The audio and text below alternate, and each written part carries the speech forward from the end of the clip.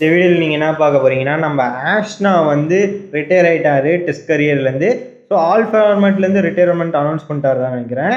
So பயங்கரமான இதுதான் எல்லாரும் வந்து செலிப்ரேட் பண்ணாங்க ஆஷ்னாவை கூப்பிட்டு வச்சுட்டு.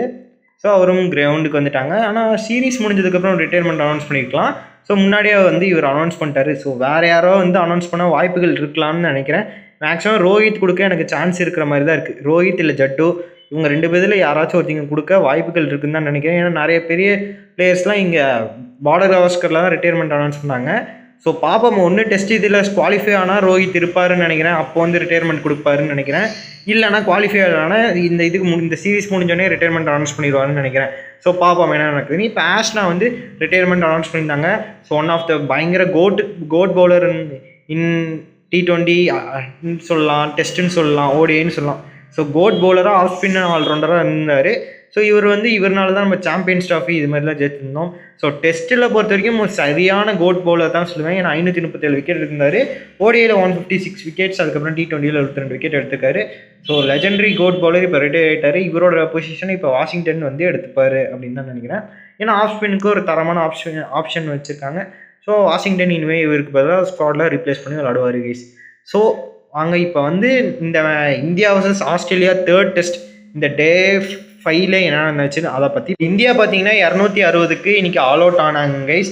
ஸோ இதுக்கப்புறம் ஆஸ்திரேலியா பேட் பண்ண வந்திருந்தாங்க. அப்போ தான் ஒரு சம்பவமே நடக்க ஆரம்பிச்சது. இந்தியாவோட பவுலிங் அட்டாக் வேறு மாதிரி இருந்துச்சுன்னு சொல்லுவேன். எடுத்தோடனே வந்து கவாஜா விக்கெட்டை வந்து ஜஸ்பிரித் பும்ரா அவர் 2வது ஓவரில் எடுத்தார். ஸோ செம ஸ்பெல் போட்டுருந்தாருன்னு தான் சொல்லுவேன். ஜஸ்பிரித் பும்ரா அவர் எடுத்துகிட்டு அதுக்கப்புறம் பார்த்தீங்கன்னா லபுஷா விக்கெட் எடுத்திருந்தார். அதுக்கப்புறம் 16க்கு 3 விக்கெட் விழுந்துருச்சு. ஸோ இதில் வந்துட்டு இன்னொன்று பார்த்தீங்கன்னா 6 விக்கெட் தொடர்ந்து சிங்கிள் டிஜிட்டில் எல்லாரையும் எடுத்திருந்தாங்க.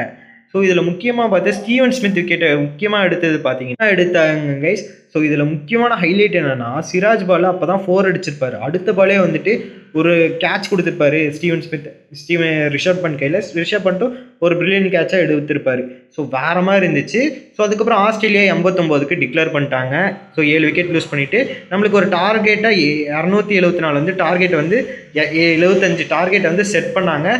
ஸோ இந்தியா வந்து பேட்டிங் ஆடி ஒரு செம்மையாக இன்றைக்கி வந்து ஒரு டெஸ்ட் மேட்ச் வந்து T20 மாதிரி பங்களாதேஷ்க்கு ஆடின மாதிரி ஆடுவாங்க அப்படின்னு எதிர்பார்த்தோம். அங்கே தான் இன்னொரு சம்பவம் வந்துச்சு. மழை வந்துருச்சு கைஸ். ஸோ 8 ரன் அடிச்சிருந்தாங்க இந்தியா. அப்பயே வந்துட்டு ரெய்னிங் வர ஆரம்பித்தனால மேட்சை வந்து ட்ரான்னு கொடுத்துட்டாங்க. ஸோ 2 டீமும் அக்செப்ட் பண்ணிட்டாங்க ட்ரானால். ஸோ அடுத்தது 4th and 5th டெஸ்ட் தான் இருக்குது. ஸோ அங்கே தான் பயங்கர சம்பவங்கள்லாம் இருக்க போகுதுன்னு சொல்லுவேன். ஏன்னா வந்துட்டு பார்த்தீங்கன்னா இனிமேல் ஜடேஜா வந்துட்டு அந்த இடத்துல ஸ்பின்னர் ஸ்பாட்டில் வந்து ஆட வச்சுருவாங்க. ஸோ அதுக்கப்புறம் பார்த்தீங்கன்னா இன்னொரு ஹைலைட்டான விஷயம், Shami comeback to the squad அப்படின்னு தான் சொல்லுவேன். ஸோ பிளேயிங் லெவனில் கம்பேக் கொடுக்க போகிறாரு சமி.